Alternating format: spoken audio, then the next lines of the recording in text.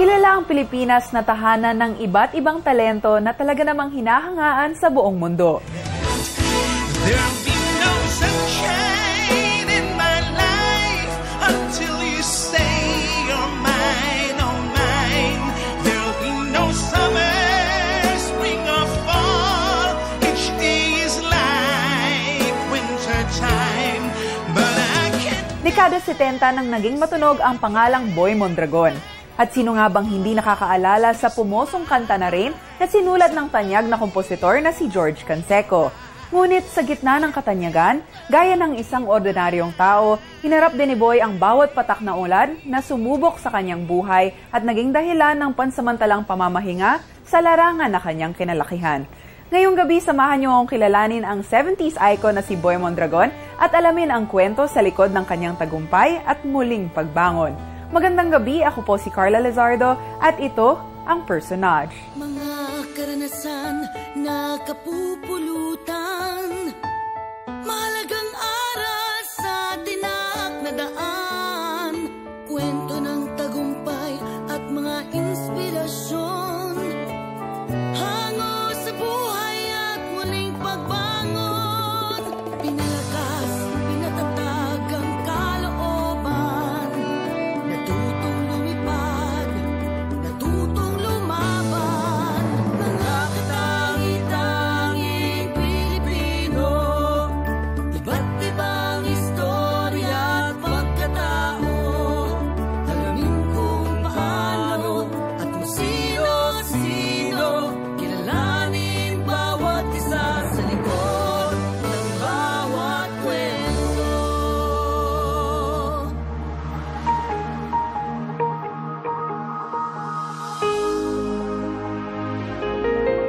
Sa edad na 3 taong gulang, nagsimula si Boy na tahakin ang industriya ng musika. Kasakasama ang kanyang ina, tinutungo nila ang iba't ibang paligsahan sa pag-awit at sa murang edad, nakamit ni Boy ang unang tropeyo bilang Grand Champion sa isang singing contest na naging susi upang lumawak ang kanyang mundo sa pagkanta. So it's all about singing. Talagang I really do love singing. Siguro nga not too much to say that I'm a real singer. Bata pa lamang si Boy, kinakitaan na raw siya ng angking galing sa pagkanta. Kaya naman, kahit malalayong lugar, pinupuntahan raw nila kasama ang kanyang ina, makasali lang siya sa mga singing contest. So, 3 years old, tapos nung 9 years old ka, doon nagsimula talaga yung Boy Mondragon. Tell us the story behind that. Ang dami-dami na, no? Mga 5, 6, ganyan. Kanta-kanta na ako sa mga even American bases. Bit ako ng aking mother to sing in American bases. Subic, Clarkfield, ganyan. Hanggang sa nakakita ako ng mga television shows dito noon, nung mga panahon noon. I think, again, not too much as parang black and white pa ata, but I don't know. At sa murang edad, napanalunan ni Boy ang isang singing contest sa telebisyon na naging dahilan upang mas lalo siyang makilala. You are one of the stars who stepped on the stage at a very early age. Can you tell us about how you started in the industry? I started, pero hindi pa talaga yung full-blown na Boy Mondragon. I started talagang, ewan ko sabi nila talagang gifted na kumakanta talaga ako because at 3 years old, nanalo na ako talaga ng, I was a grand champion sa singing contest ng Tita Betty Children's Show. Yan, kilalang-kilala noong panahon yun. Then, I started singing na nananalo lagi ako ng contest. Ngunit hindi inaasahan ni Boy at ng kanyang ina ang mga sumunod na nangyari.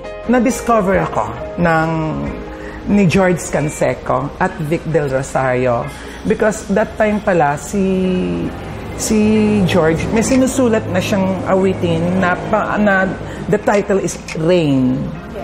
Then I was surprised kung paano nila nalaman ng bahay namin, ganito, ganyan. So yun pala, alam mo na, tinanong nila siguro the talent center there, ganun. Hanggang sa napuntahan ako kasama silang dalawa ni Vic Del Rosario at saka si George Canseco. Meron akong, I made a very special song fit to dito sa bata na siya lang ang makakabigay ng justice sa awiting ito. Rain gently falls whenever we say goodnight. nagbukas ng pintuan para sa kanya sa mundo ng show business. Sina Nora Honor, Richard Merck, Herman Kuya Germs Moreno ang ilan lamang sa mga naging kasabayan noon ni Boy. At sinong mag-aakalang panibagong pagkilala na naman ang matatanggap ni Boy? Ang ganda-ganda ho niya lagyan ng feelings, ng expression sa mga lalagyan. So, hindi ko alam. So, yun na, dumating na, nanalo ako ng, I bagged the most promising male singer of the year sa Awit Award noon. Ang nominee, puro mga binata, mga matata. Ako yung bata, pero ako nakakuha. And I bagged for the song Rain. Wala pang platinum ng panahon nun eh. Ang pinakamataas na nun, gold. Nagkaroon ako ng gold record award for the song Rain. At si George, nanalo siya ng Best Composer of the Year for the song Rain. Maliban sa mga awards na ito, naging madali rin kay Boy na makapalagay ang loob ang kanyang mga kasamahan sa industriya. At dahil na rin sa magandang pakikitungo, naging sunod-sunod ang mga offer na dumating sa kanya noon. Ngunit sa mga panahong iyon, nakita niya ang tila madalas na pag-aaway ng kanyang mga magulang. Ito ay dahil nais ng kanyang ama na tumigil na siya sa pagkanta at sa halip ay tumutok na lang sa kanyang pag-aaral. He's worrying that I'm so young, masyado siya nagkikare na I stay late because of the recordings, because of the shows, ganyan. So dahil sa mga nangyayari nga, nagagalit na tuloy siya sa mother ko. And when we get back home, lagi silang nag-argue because of me. Not because of the other siblings. Because we're all good naman, we're doing good. Ako lang, yung na-worry niya because late, na bata pa yan. Tapos, when he get back to school in the next morning, gaganon-ganon sa school yan. Paano yan, ganon-ganon. So, they keep on arguing. So, I always see that. I always, witness that. Witness that they're arguing, they fight about me. So, when I'm in the sulok, sabi ko, nag-aaway ang parents ko. Kaya dahil dito, napilitan si Boy na tumigil sa kanyang pagkanta at dumating sa puntong nilisan niya ang kanyang pamilya. Bata pa ako na hindi ko alam kung anong paraan, which is the good way how to do it. But, so, nag-stop. I just decided it to myself. At the young age, I decided to stop and continue the studies. And then after that, but still hinahanap ng dugo ko yung pagkanta. So, nakakakita ako. I went away from my family for a while. Ngunit, ang kanyang pag-alis na ito ang tila magdadala pala sa kanya sa panibagong oportunidad, ang makapagtanghal sa ibang bansa. Sa pagbabalik ng personage. Nag-ikot. Yun ang life ko nung I left showbiz. Yeah. But still in singing, but not as Boy Mondragon anymore. As ordinary lead singer of the band.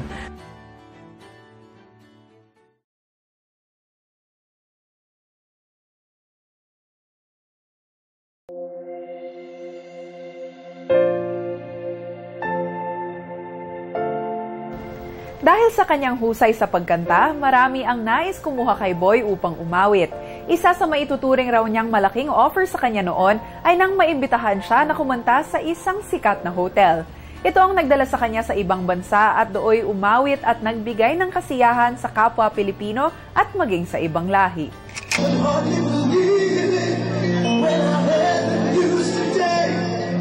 Noong mga panahong lumayo siya sa kanyang pamilya, sumali si Boy sa isang banda bilang lead singer.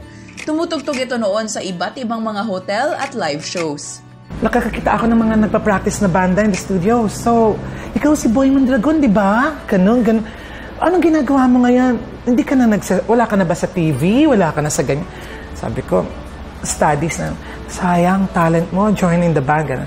So happy naman. Gustong-gusto nila ako eh. So I joined them. Even ako pa nga dapat ang behind. But what they did is they took me as a lead singer of their band.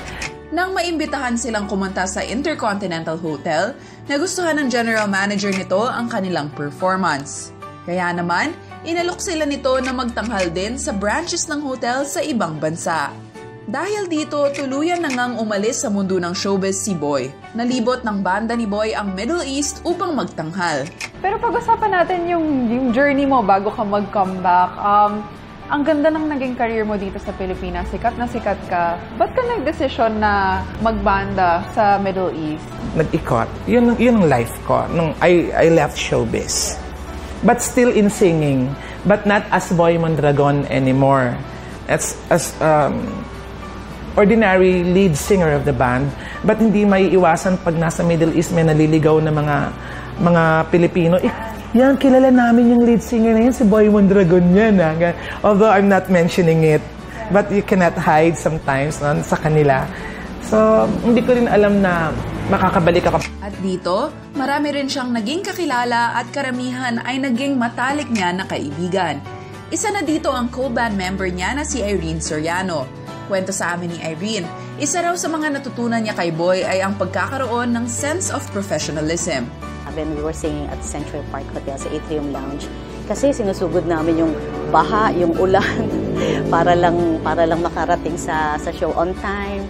Tapos basta yun ang hindi ko makakalimutan, yung professionalism niya, lalo na kasi sinusundo niya ako sa bahay. Sinusundo niya ako kahit baha, talagang susuungin namin niya para makarating on time sa show.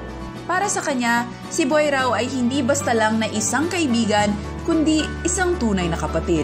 I don't have a brother, kaya nung nakasama ko siya, is really like a brother na who gonna teach you lahat ng alam niya na sa tingin niya is makakatulong sa amin, makakatulong sa akin, inside and out. Ngunit matapos ang mahigit na 3 taon, nagkahiwa-hiwalay sila. Si Boy, binigyan ng offer na kumanta ng solo sa Middle East. At doon ay unti-unti niyang iginuhit ang pangalang Boy Mondragon. Si Boy sa Abu Dhabi, sikat na sikat siya sa mga Pilipino doon eh. And I was actually very surprised na sikat na sikat pa rin yung Rain noong 1983. So, every weekend, invited kami ng mga Filipinos. Meron pa kaming friend na libre pa yung gupit namin because of Boy Mondragon. Ganun siya kasikat sa Abu Dhabi. Maliban sa pagiging kaibigan, marami ring naituro si Boy sa kanyang mga katrabaho. Kwento sa amin ni Annabel de la Cruz, matalik na kaibigan rin ni Boy.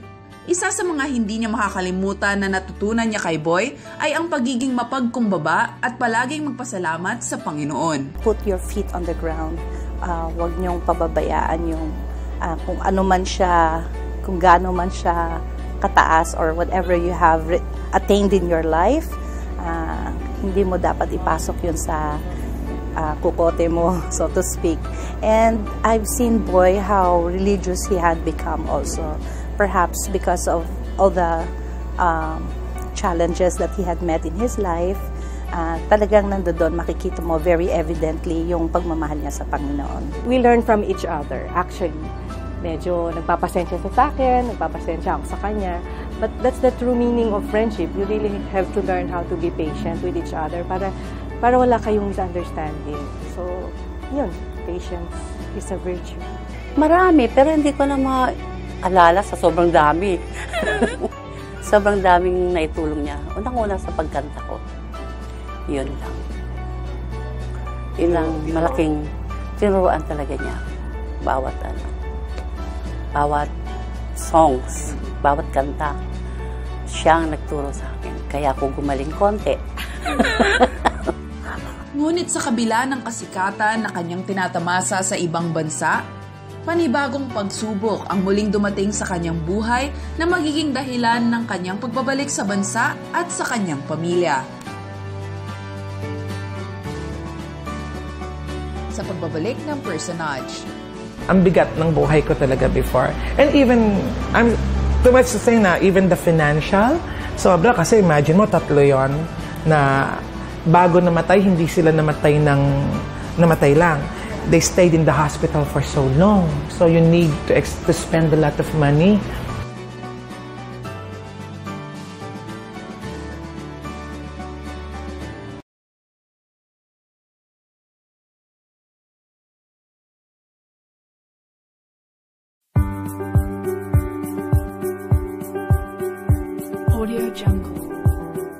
Ang kantang Rain ang naging instrumento upang mas lalong tumatak ang pangalan ni Boy Mondragon sa mga tao. Ngunit sinong mag-aakalang ito rin mismo ang tilang magiging awit ng buhay ni Boy. Sa kanyang pagbabalik sa bansa, sunod-sunod ang mga pagsubok na kanyang hinarap. At gaya ng malakas na ulan, pakiwari ni Boy, ito ay mistulang wala ng katapusan. Bumalik si Boy sa Pilipinas. Iniwan niya ang Middle East at ang kanyang mga tagahanga roon para sa kanyang mga mahal sa buhay. So yun yung bumalik ka from the Middle East? Yeah. Yung nangyari? Kaya ako bumalik because of, I really have to spend time with them. Because she got sick talaga. Ganun na. So nang nangyari yon, parang how did you deal with it? Kasi yun nga, I'm sure sobrang hirap. Gaano katagal ka, parang how long were you? Quite long, really quite long, Carla, kasi ang bigat eh. Kasi even in the Middle East, I keep really communicate so close with my mom eh. I get in touch with her so much. In the phone, hindi pa naman uso yung mga cellphone nung noon. Yung mga card lang ang uso, magaganyan ka sa phone. I really get in touch with her so often. Kaya masakit, super sakit kasi how I love my mother so much. Super sakit, tapos may close din ako dito sa brother kong ito kasi siya yung sweet sa akin. Ngunit sa kanyang pagbabalik, unti-unting pumatak ang ulan sa kanyang buhay. Isa-isang nagkasakit ang kanyang ina, ama at kapatid dahilan upang dumating sa puntong halos naubos ang kanyang naipundar at ipon. Ang bigat ng buhay ko talaga before. And even, I'm too much to say na, even the financial, sobra kasi imagine mo, 3 yon na bago namatay, hindi sila namatay lang. They stayed in the hospital for so long. So you need to spend a lot of money. My mother stayed for how many months in the hospital? My brother stayed. Even my brother, kahit hindi pa yan namatay, I spent a lot when I was in the Middle East because diabetic siya. Spend a lot of money, padala because of his medication. Special medication ang ginagawa namin sa kanya para humaba yung life niya. But, you know, humaba naman actually because of my pag-aalaga ko sa kanya. I took good care of them well. But so happened, yun na lang talaga yung gusto niyang life, although humaba. And my father stayed in the hospital once for 8 months, and then he went back home, and then he got back to the hospital again for 6 months. So, how long in the hospital? 1 year and 3 months or 1 year 2 months? Spend a lot of kaya sabi ko, wow, even my mga naipon ko sa Middle East. At sa halos 2 taong pakipaglaban ng kanyang mga mahal sa buhay sa sakit, sunod-sunod na binawi ang mga ito sa piling nila. At ang pagkawala ng 3 sa kanyang mga mahal sa buhay ay nagdulot sa kanya ng kawalan ng gana sa pagkanta. But bumalik ako because of the trials naman sa life. When my mother died, then my brother died, and my father died. Kaya yun, doon umpisa naman yung trials na parang nawalan na ako ng gana. Dumarating naman yun siguro na parang ano yung life, nawalan ako ng inspiration because my number 1 inspiration is of course God, but you know, together with my mother. Nawala, yun ang nawala na yung inspiration ko. Parang well, why do I still have to sing? Wala na ang mother ko. Ganon. Ngunit sa panahong ito, hindi naman nag-iisa si Boy sa pagharap sa mga pagsubok. Nandoon ang kapatid niyang si Waldy upang damayan siya at palakasin ang kanyang loob. Ayon kay Waldy, nakita niya kung papaano dinamdam ni Boy ang mga nangyari sa kanilang pamilya. Yung unang nawala talaga yung mother namin. Isa yun sa naging na parang na-depress siya dahil talagang makananay. Doon parang natamlayan siya, hindi siya maka-come on ng niya. Isa yun, tapos after a year, sumunod naman yung father ko. Tapos after 2 years, brother ko pala muna. Yeah. Tapos yung father ko. Kaya doon medyo nagkaroon ng konting, sa kanya malaking lalo sa mother. Nung nangyari yun, may kasabay na siguro mga personal problem siya. Yeah. Nagkasunod-sunod tuloy. Kaya parang medyo na siya. Kaya tumigil muna siya sa karir niya bilang singer. Ngunit hindi niya hinayaan si Boy sa ganung kalagayan. Dahilan nga sa alam niya na ang pagkanta talaga ang hilig ng kanyang kapatid. Kinakausap niya ito at binibigyan ng payo na muling magpatuloy sa kanyang pagkanta upang paunti-unti ay mawala ang sakit na kanyang nadarama. During the time, nung medyo parang depressed siya, nalungkot siya, sa isip-isip ko naman napakalaking tulong ginawa niya sa akin. Sabi ko, parati ko siyang binibigyan ng moral support. Nakausap na, bakit hindi ka nalang bumalik uli? Ano ba talagang gusto mong gawin na sa buhay mo? Ang alam kong talent mo yan. Ba't hindi mo uli, ayusin, tapos paunlarin pa. Nandito naman kami mga kapatid mo, lalo na ako. Kung itutuloy mo yan, susuportahan. Paragay ko naman makakatulong. Isa rin sa mga patuloy na sumusuporta kay Boy ay ang kanyang kasabayan sa showbiz na si Richard Merck. Ito para simple lang si Boy Mondragon po, kayang i-handle niyan kahit na anong sitwasyon po dumating sa buhay niya. Malaki po tiwala ako sa puso ni Boy, sa pag-iisip ni Boy. Kinaya niya yon. Alam kong masakit yung pagkakawala ng mother niya, yung mga pamag-anak niya. Especially his mom. Masakit kay Boy yun, alam kong dinamdam niya yon, pero kinaya niya. Kinaya niya, siguro ginawa na lang niya inspirasyon yung pagkawala ng kanyang ina na, sige nay, kahit wala ka na, aawitan pa rin kita.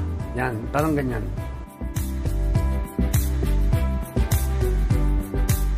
Sa pagbabalik ng personage. Sobrang saya, yun ang word. Sobrang saya. Sobrang thankful. Very happy, very thankful, very grateful to all of you people helping me.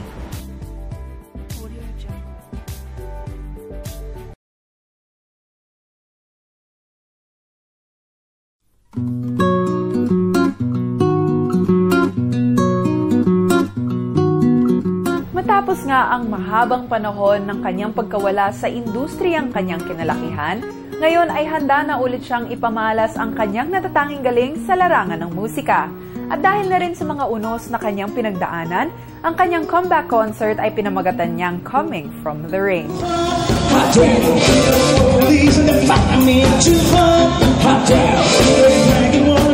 Gabi ng May 30 ngayong taon ay muling narinig ang boses ni Boy na mag-perform.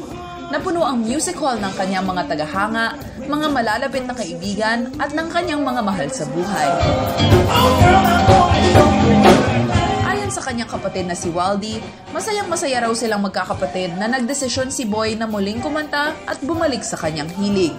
Ano naman yung sinabi ng ibang mga kapatid nyo na nang nalaman na babalik na nga siya? Aba, tuntua rin. Sabi niya, ganun din. Oo, halos lahat kami magkakapatid. Although talagang magkakahiwalay na kami. Iba kasi may mga family na rin. Nasa iba't ibang lugar. Talagang natutuwa dahil very supportive. Dahil siyempre, kapatid mo, kumbaga sumigla uli. Tapos, talagang tontuwa sila pag nagpe-perform din yan. Nagbigay rin ng mensahe ang kanyang kaibigan na si Richard para sa comeback concert ni Boy. Boy, kababata, kaibigan, kapatid, mahal na mahal kita. Actually, mahal na mahal ka namin sa industriya. Ang industriyang to ay talagang hinahanap ka na ulit. At salamat at magbabalik ka na, magsishow ka, be loyal.